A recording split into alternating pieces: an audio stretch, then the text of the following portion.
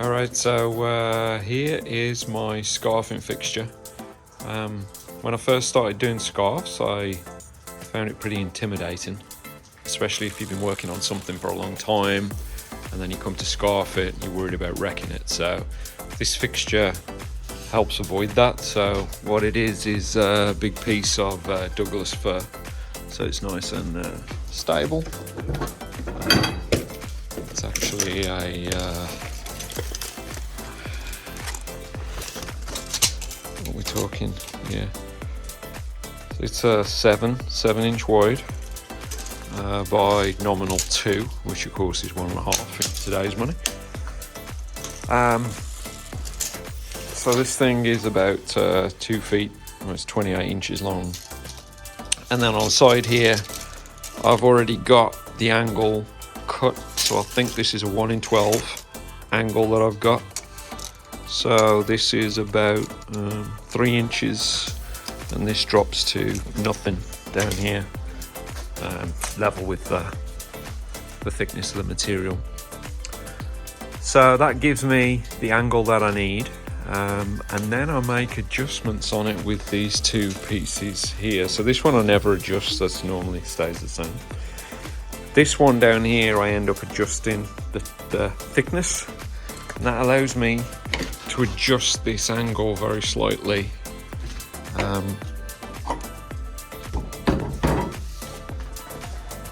Allows me to trim that angle up and down if I want.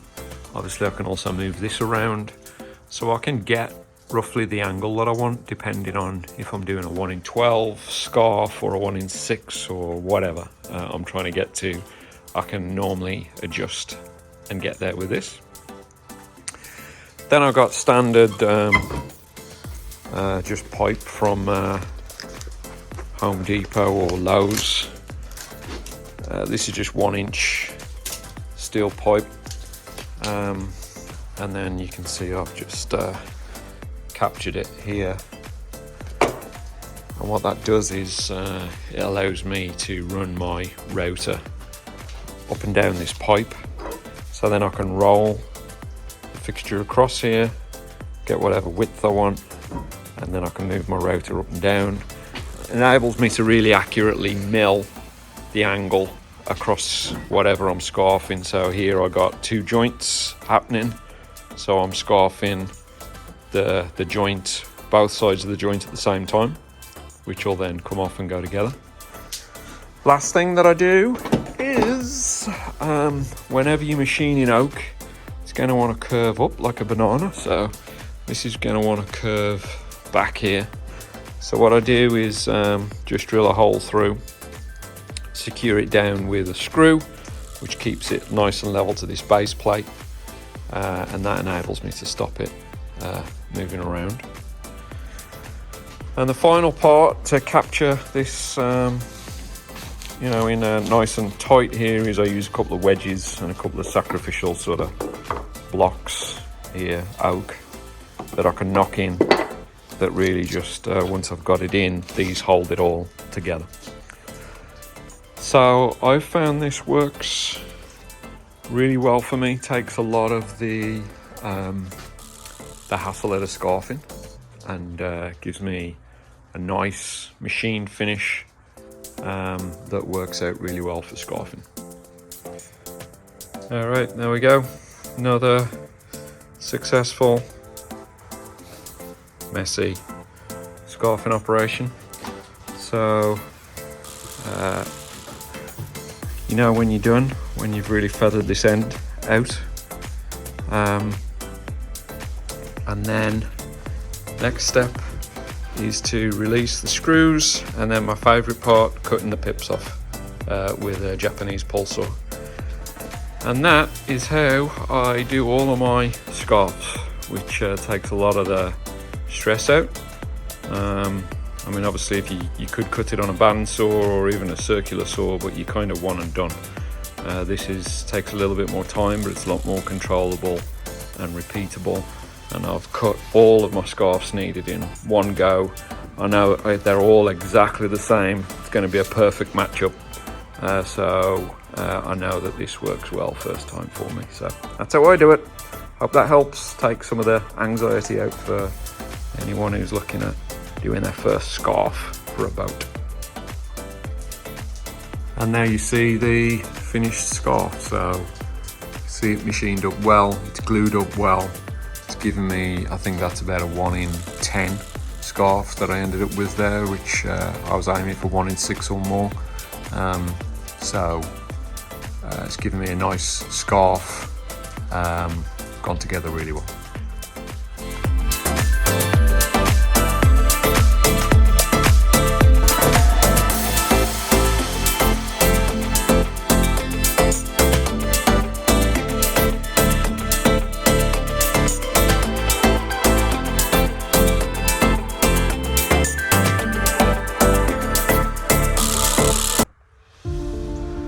Okay, for the next stage, I am gonna need to cut this weird angle here on these rails. Number of ways I could do it. I guess I could hit it on my saw, but these things are like 20 feet long, so that's gonna be really sketchy. So I've decided to make this jig. What I can do here is load on the stock that you just saw me make, and then I can adjust the angle here to whatever angle I want, like that, which is going to enable me to run it through my planer, and then the rollers on my planer are going to be pushing down into this nice jig here. Hold it nice and steady, and I'm going to be able to get this without going at it too quickly, nice and slow and controlled, and it's going to support the wood as it travels through the planer, so a lot less sketchy than trying to run it through the saw. I can use this in the future for other things, you know, obviously I've got plenty of adjustment on here, so use that for the future for other spray rolls.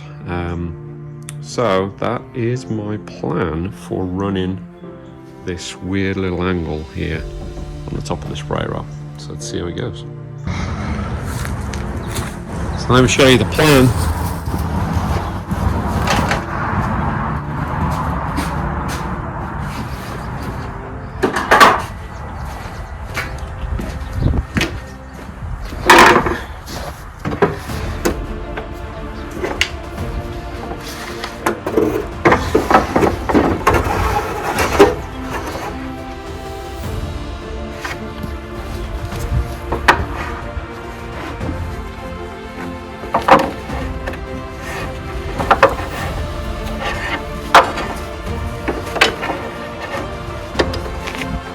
Something like that.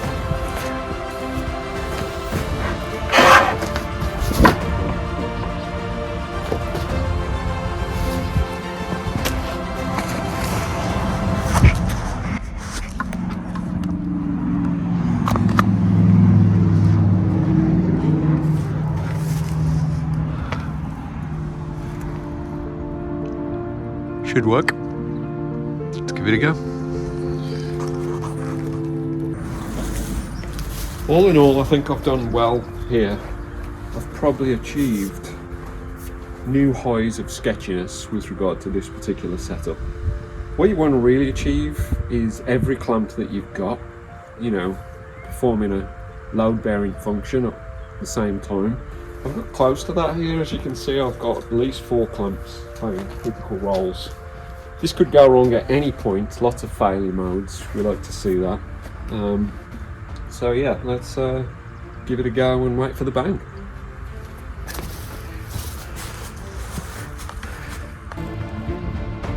Seems to be going well. So I've just screwed a line onto here, took a reading off the angle, screwed a line on, and it's going to come out an exact replica of what I've got already. So working very well. I am getting a little bit of deflection in the middle there, so I've put an extra wedge in because, you know, I've already got 17 wedges on here, so one more is going to obviously make the difference. apart from that, going very well. All clamps still in position, no bangs, so seems to be working. And there we have it, finished spray rail. It's the original profile versus the new one. So just checking the height there, I'm right on. Then checking, obviously just check the height here, check the height here, I'm right on.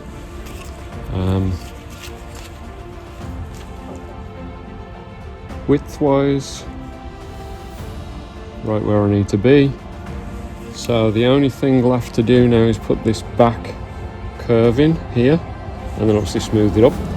But this curve here apparently holds the bedding compound, captures the bedding compound, and stops the water from getting behind there. So I need somehow to form this curve. Not quite figured that out yet, but let's make the other one and then we can worry about that last step. So all in all, this Sketch Factor 8.5 jig worked out really well. Worked perfect. This is where it gets really sketchy because I've got a long 8-foot section that needs to be at the front. There's only one way for these to go on the boat, and I just made one of them. So the orientation of this one needs to be right, otherwise I'm going to end up with the scarf in the wrong position on the boat. So I've checked it, double checked it, triple checked it. So let's see if I can get this wrong.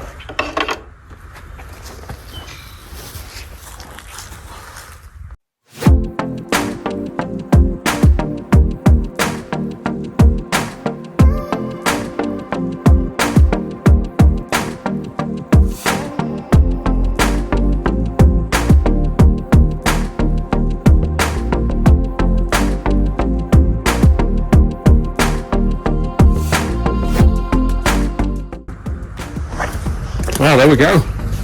That worked out perfectly. Really happy with the way that profile came out. It's exactly what I was hoping for. No issues at all with the jig. I knew it'd be fine. I had complete faith in that. Knew there'd be no problems there.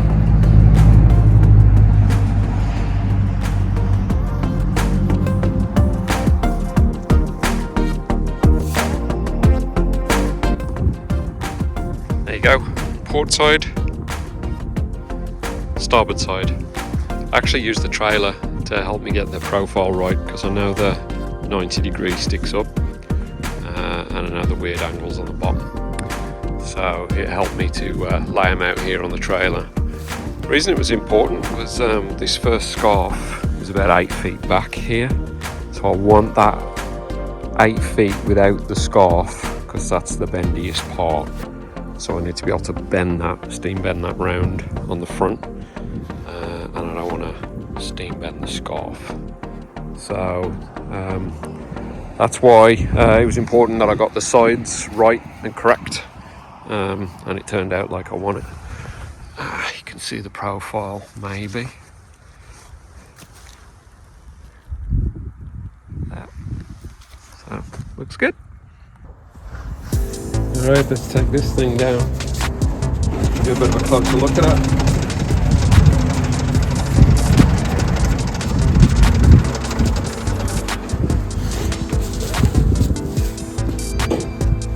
Disconnect the power before I get my hand anywhere near this thing.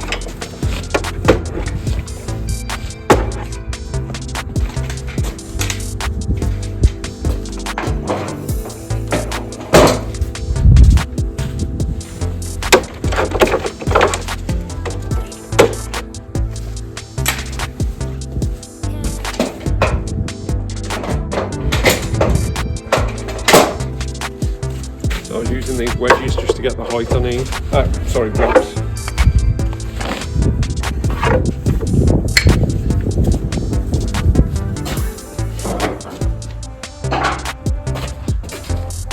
Those are actually out blocks from my scarfing.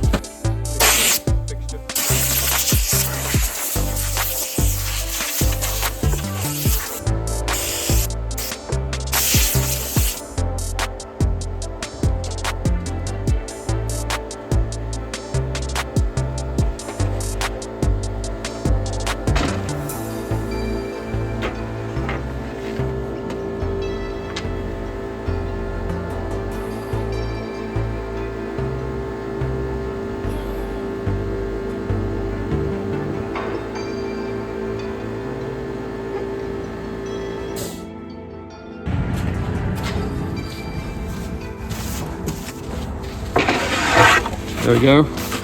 It survived. A slight bit of wear on the in feed and the out feed. Apart from that, it did a really good job, and obviously you can use it for future. The next spray rails I need to make, if there ever is another one, I can adjust it to do those as well. So, there you go, spray rail fixture.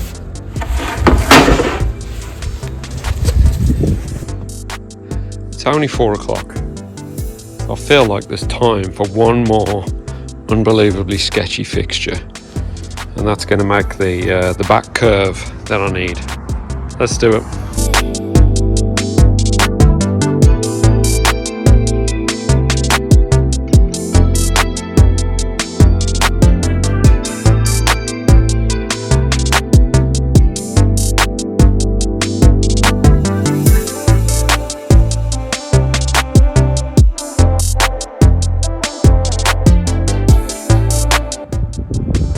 So there you go. Final step I needed was to get this curve here, and as you can see, got it pretty good. So there you go, spray rails completed with regard to the profile. Now I got to trim them to size and start to fit it on the boat.